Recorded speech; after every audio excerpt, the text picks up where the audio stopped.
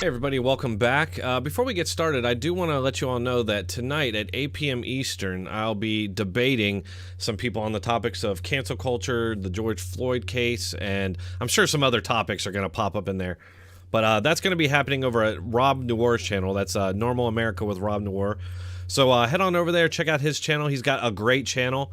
And watch us tonight. It should be pretty interesting. So I wanted to tell you guys about this fact check that I found about a CBS News story. And it's really a story that's been played throughout the media and a narrative that we've seen a lot of. I talk about it a lot on my channel, about how the media, along with the Democrat Party, they will skew statistics, they will cherry pick data and cherry pick stories, all to essentially scare minority populations into the waiting arms of the Democrat Party.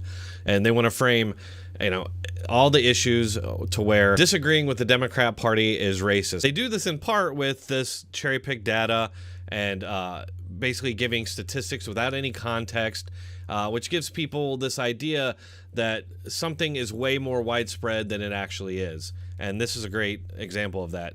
So what we have here is CBS News lies with statistics to overplay surge in Asian hate crimes. And this is an article by Ben Whitmore.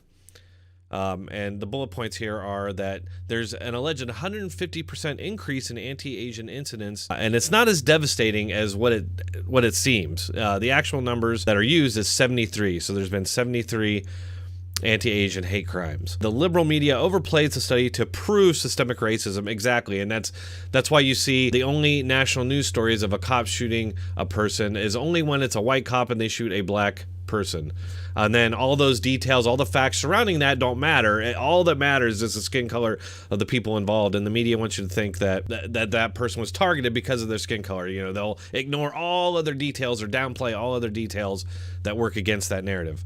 But continuing, it says, studying the fact sheet cited by the writer demonstrates that the liberal media's bias in reporting opinions as fact. Exactly. And so what they basically do is they'll show these statistics. They won't break it down per capita or, you know, compare it to the overall population of the United States to show just how actually rare it is. They'll just throw out these numbers. And I've talked about other examples of this. I've seen CBS News tweet out a wall, like a Vietnam War memorial wall graphic of names of only African Americans, black Americans who were shot by police. And nowhere in there is any detail of why they were shot, what happened, what they did to that led up to that happening. Nope. Just got to know that all these black people were shot, and you can just assume that it was racism and systemic racism against black Americans. And that's exactly what's happening here, except for it's Asian Americans now. Continuing on here, circulating on liberal news sites has been a new study to be published later this month from the Center for the Study of Hate and Extremism that found, quote, a nearly 150% surge in anti-Asian hate crimes in 2020, while overall hate crimes fell by 7%. The numbers reflect a growing trend of discrimination against Asian Americans during the coronavirus pandemic. And something else about this is when you actually look at who's committing these hate crimes, it's mostly non-white people. It's mostly black men, I believe, the majority of these attacks. But what you'll find is that the media glosses over that, and they just sort of blame, oh, well, it's not that these black people have any of their own responsibility. They're all just acting because of white supremacy. And so they end up just blaming white people for that. In reality, Smolinski omits crucial context and uses hyperbole to prove her own bias. So the major violations of this study in this fact check are that there's missing context, there's opinion as fact, which this is all so common in our media now, and superficial investigation. Exactly. And that's what I mean by sort of glossing over the facts and details. They don't want to do any of that because doing that dilutes their narrative. There are two issues with this article. The first problem being is the 150% increase clearly lacks context. That would decrease concerns about anti-Asian racism in the U.S. Exactly.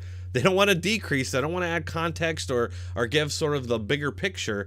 No, because then people might just be getting along. They might look for other solutions that weren't so extreme and divisive. You know, these far left Marxist communist groups wouldn't be able to push their agenda that way, which apparently is what the powers that be want now. Putting aside the fact that there's some variation in hate crime definition, this only meant that there was an increase of only 73 incidents reported since 2019.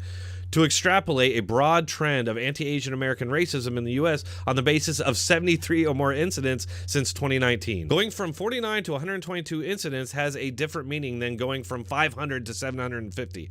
But this kind of hyperbole, words like surge and spike, is necessary to bolster the narrative. Precisely. Without the hyperbole, without cherry picking, without ignoring inconvenient data, without all those things, this whole narrative crumbles. And they're not able to, one, push this extreme agenda that they normally wouldn't be able to, and two, get Democrats into sole power for the next 100 years. They couldn't do any of that without this narrative.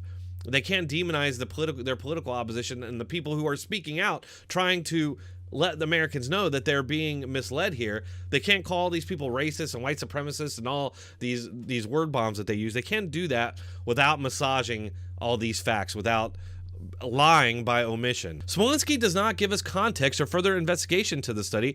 If she did, we might find that the 150% increase is not as devastating as it seems to be. Dennis Prager, who wrote an article about this particular fact sheet, gave us some perspective on this shockingly large percentage increase in anti-Asian racism. And what Prager says here is dead on. I agree 100%. And it's what I talk about a lot in my videos when I talk about the fact that in 2020 there were around 250 black people shot by police. Okay, that's out of 40 million. That's after millions and millions of interactions throughout that year.